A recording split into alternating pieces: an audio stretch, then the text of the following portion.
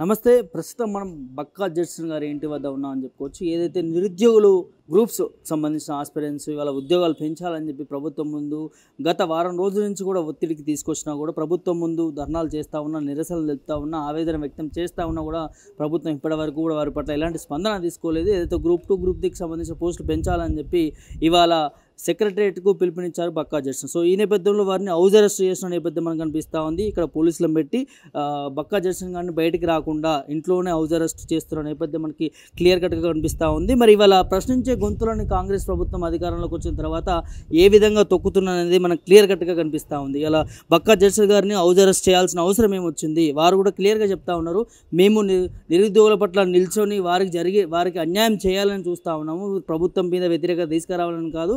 నిరుద్యోగులకు పెంచాల్సినటువంటి ఏదైతే groups aspirants ఉన్నారో వారికి గ్రూప్స్కి సంబంధించిన గ్రూప్ 2 గ్రూప్ 3 పోస్టులు పెంచాలని చెప్పి ప్రభుత్వాన్ని అడగడానికి మేము వెళ్తే మమ్మల్ని హౌస్ అరెస్ట్ చేస్తారని చెప్పి కూడా ఆవేదన వ్యక్తం చేస్తున్న పరిస్థితి మనకు కనిపిస్తూ ఉంది. ఇక్కడ మనతో పాటు కొంతమంది గ్రూప్స్ ఆస్పిరెంట్స్ ఉన్నారు. వారిని అడిగి మరిన్ని విషయాలు, పూర్తి విషయాలు తెలుసుకునే ప్రయత్నం అయితే చేద్దాం. చెప్పండి బ్రదర్, ఇవాళ మీరు ప్రభుత్వాన్ని ప్రశ్నిస్తే హౌస్ అరెస్ట్ చేస్తూ ఉన్నారు, గ్రూప్స్ పెంచమంటే స్పందిస్తలేదు, ఏం చెప్తారు? వీళ్ళు నిర్బంధాలు, వీళ్ళు తొక్కుకుంటూ వచ్చినాం అన్నారు కదా, ఆ తొక్కులను మా మీద చూపిస్తున్నారు. అంటే ఇప్పుడు మాకు అర్థమవుతున్నది, అంటే మమ్మల్ని తొక్కుకున్నారు, మమ్మల్ని మెట్లుగా వాడుకొని ఇప్పుడు వాళ్ళ కుర్చీ పెద్దగా ఉంటాయి కదా, వాళ్ళు కూర్చున్న కుర్చీలు, ఆ పెద్ద కుర్చీలు ఎక్కుతందుకు మమ్మల్ని కింద మెట్లగా లెక్క వాడుకున్నారు.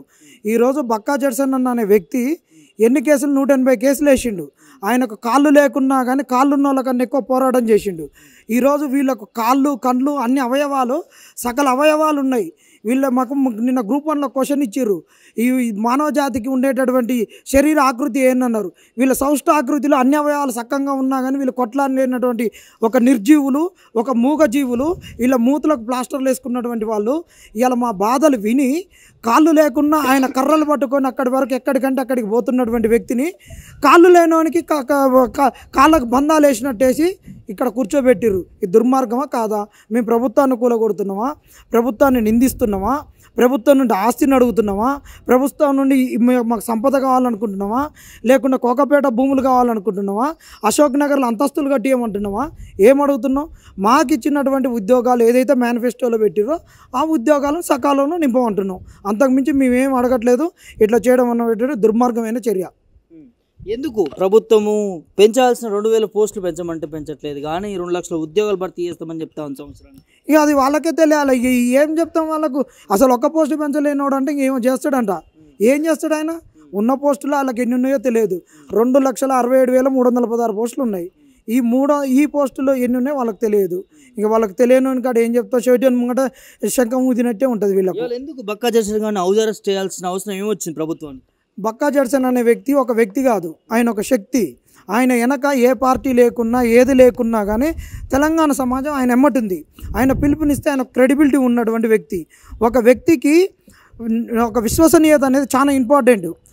మాకు ఎథిక్స్ కూడా ఉంటుంది. గ్రూప్ 1 పేపర్లోనైనా సివిల్స్లోనైనా ఎథిక్స్ అండ్ ఇంటిగ్రిటీ అవి ఉన్నటువంటి పుష్కలంగా నిండుకుండా లెక్క ఉన్నటువంటి వ్యక్తి బక్కా జడ్సన్ గారు. ఆ వ్యక్తి పిలుపునిస్తే అందరు కదులుతారు, ఆలోచిస్తారు. ఆయన నుంచి ఒక మాట వచ్చిందంటే దీని వెనక ఎంతో ఆలోచన ఉంటుంది, ఎంతో ఇన్ఫర్మేషన్ ఉంటుంది. ఒక వేగంగా మాట్లాడడం తెలుసు కాబట్టి తెలంగాణ సమాజం జాగృతం అవుతుంది. కాబట్టి ఈ తెలంగాణ సమాజం మోసాలను పసిగడుతున్నది. కాబట్టి 6 నెలల్లోనే వీళ్ళను పంచలు ఊడగొడతారనే ఒక భయంతో జడ్సన్ అన్న హౌస్ అరెస్ట్ చేసిర్రు. వీళ్ళు ఎన్ని మాటలు చెప్పినా ఏం చెప్పినా కానీ వీళ్ళని ఎవరు వినరు. అసలు వీళ్ళని నమ్మి ఓళ్ళోటేసిర్రు, వీళ్ళని నమ్మి ఓడోటేయలేదు. మేము రాహుల్ గాంధీని, ప్రియాంక గాంధీని నమ్మి వేటేసినాం. ఢిల్లీలోనేమో సామాజిక న్యాయం, గల్లీలోనేమో కొన్ని కులాల రాజకీయం, కొన్ని కులాల ఆధిపత్యం. ఇక్కడ మేము చెప్తున్నాం. మొన్న అందరూ అంటున్నారు, చాలా ట్రోల్స్ అవుతున్నాయి. ఏంటి అంటే కన్నార కమ్మరాజ్యాన్ని చూసి కన్ను మూసిన రామోజీరావు అని ఇప్పుడు కడుపులో పెట్టుకొని కాంగ్రెస్ పార్టీని కాపాడుకుంటున్న ప్రొఫెసర్ కోదండరామరెడ్డి అంటున్నారు. మరి కోదండరామరెడ్డి ఎడిపోయిండు.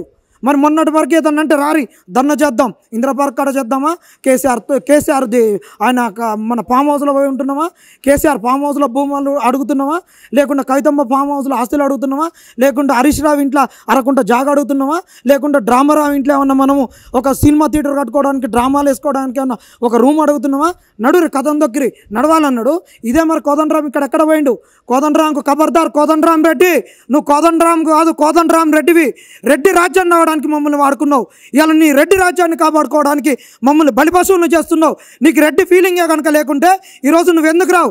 ఇక సంగీత చనిపోయినప్పుడు ఏం చేసినావు? నీ ఎమ్మడి తిరిగేటటువంటి అనిల్ వాళ్ళ చెల్లె చనిపోయినప్పుడు నువ్వేం చేసినావు? ఈ మరణాలను ఎందుకు దాచిపెడుతున్నావు? విద్యార్థులను ఎందుకు బయటికి రానియట్లేవు?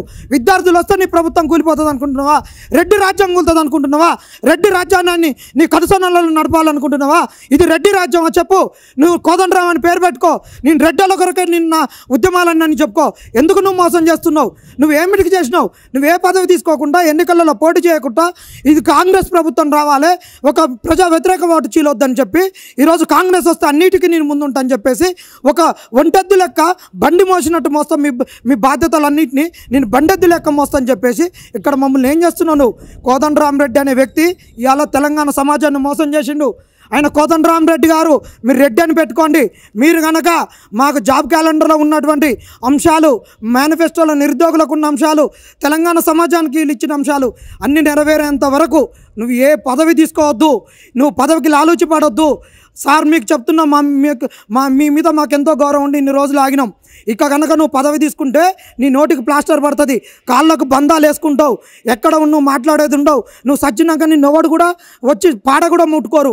నువ్వు కనుక తెలంగాణ సమాజంలో నీ గౌరవం ఉండాలన్నా, నీ వర్ధంతులు జయంతులు చేయాలన్నా, తెలంగాణ సమాజంలో నువ్వు ఒక గౌరవప్రదంగా నువ్వు సచ్చినాక కూడా నీ పేరు నామస్మరణ ఉండాలన్నా నువ్వు ఖచ్చితంగా ఇవాళ తెలంగాణ సమాజం 10 ఏళ్లలో కేసీఆర్ కుటుంబంలో ఎంత అణచివేతకు గురైందో, ఎన్ని అన్యాయాలకు గురైందో, అదే అన్యాయాలు అదే అణచివేతలలో ఈ కాంగ్రెస్ ప్రభుత్వం కూడా వాళ్ళు వేసినటువంటి మార్గాలలో వీళ్ళు పెద్ద జాతీయ రహదారులు వేస్తున్నారు. కాబట్టి ఈ జాతీయ రహదారులలో ముళ్ళ కంపలు వేయాల్సిన అవసరం ఎంతైనా ఉంది. కాబట్టి నువ్వు ఏ పదవి కూడా తీసుకోవద్దు. ఇది మా హెచ్చరిక. ఇంకొకటి, రియాజ్ అనేటోడు కూడా ఏ పదవి తీసుకోవద్దు. నిరుద్యోగులను అడ్డం పెట్టుకున్నాడు, ఒకటి పదవి తీసుకున్నాడు. నిరుద్యోగుల సమస్యలు తీరేంత వరకు నిరుద్యోగుల ప్రతినిధులు అనేటోడు ఏ ఒక్కడు కూడా పదవి తీసుకోవద్దు. వాడు పదవి తీసుకుంటే వాళ్ళకి శవయాత్రలే ఉంటాయని కూడా హెచ్చరిక జారీ చేస్తున్నాం.